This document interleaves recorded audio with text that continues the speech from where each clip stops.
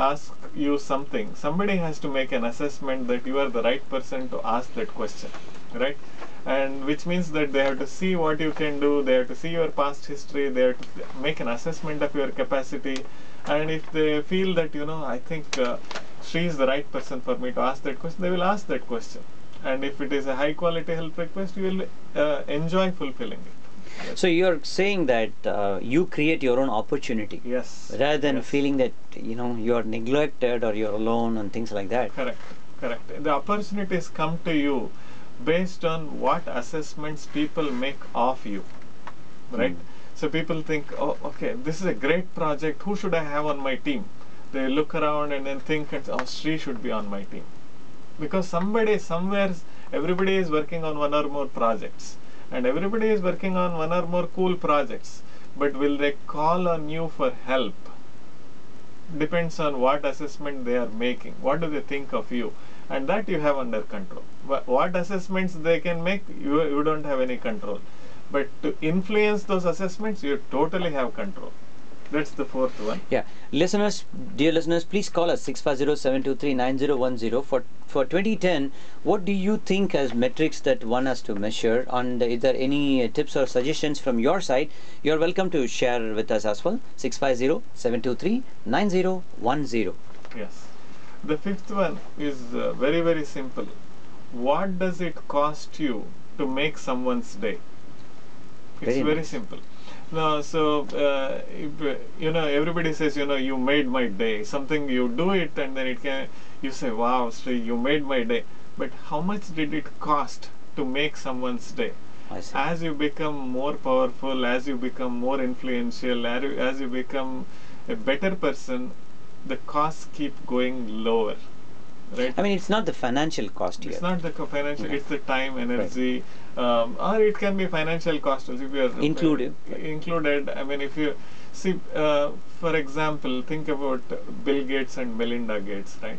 I mean, now the kind of contribution that they are making, how much does it cost to make that contribution? It's not much compared to what they have, because they can make a difference.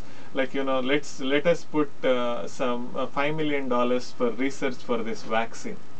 It's a big thing, with that vaccine, somebody's life may be changed, right? Somebody's life may be saved. But for them, it is not, because they have the financial resources. Fine, not everybody can be as rich as Bill Gates, but with the amount of resources that you have, and the amount of intellect, willpower and attention, whatever that you can do. Maybe you have a really popular blog and you talk about some cause that will motivate somebody else to come and join that cause. And then that will make someone's day who is being affected by that cause, right? So it's basically, as you gain more power, the cost to make someone's day keeps going lower.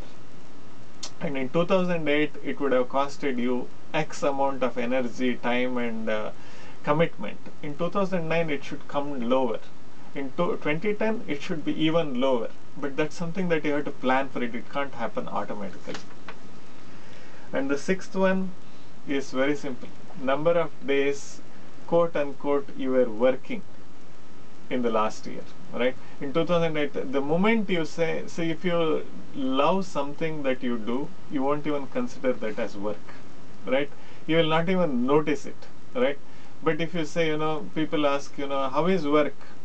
And then at that time, so many people, if they totally enjoy it, they will get confused because they don't think they are working. They are just having a time of their life.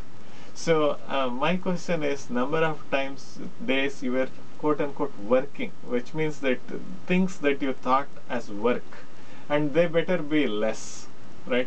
If it is a lot of days you thought you were working, then what can you do in 2010 so that the work that you think as work, real work, goes down and it becomes something that you love?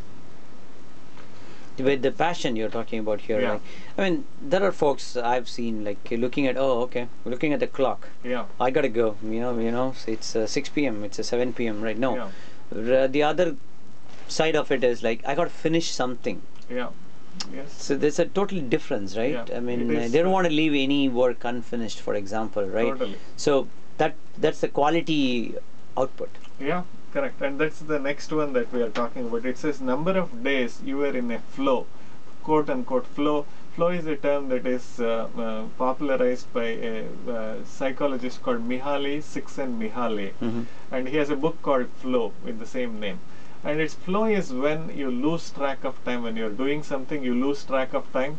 It can be you are composing music, or you are playing for a band, or you are working, quote unquote working, which means you are doing something that is passionately engaged.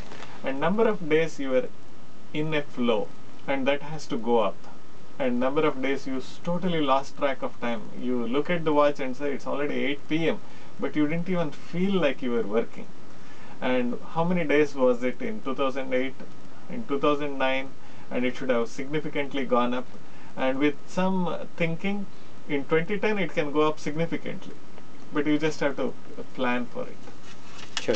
Dear listeners, if you wanted to participate in our conversation here, where Rajesh Setty shares some of the metrics that matter, and he's on number 6, right? You completed seventh. 7th, right? Yeah. You completed number